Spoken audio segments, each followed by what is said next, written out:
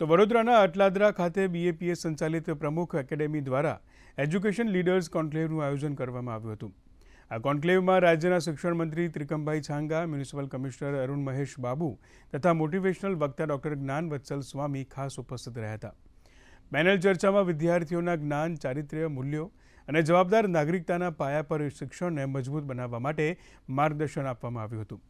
આ કાર્યક્રમમાં 500થી વધુ શાળાઓ, વિશ્વવિદ્યાલયના સંચાલકો, વ્યવસ્થાપક મંડળ, આચાર્યો સહભાગી થયા હતા।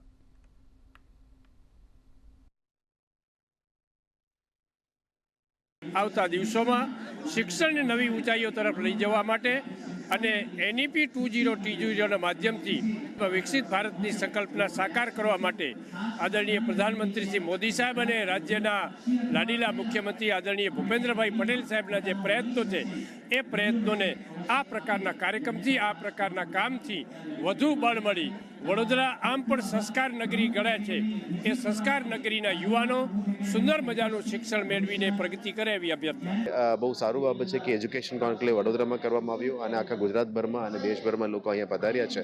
આપણા માટે એક ગૌરવની વાત છે કે આ એજ્યુકેશનથી જ આવનારા દિવસોમાં ફ્યુચર પેઢી તૈયાર થઈ રહ્યા છે।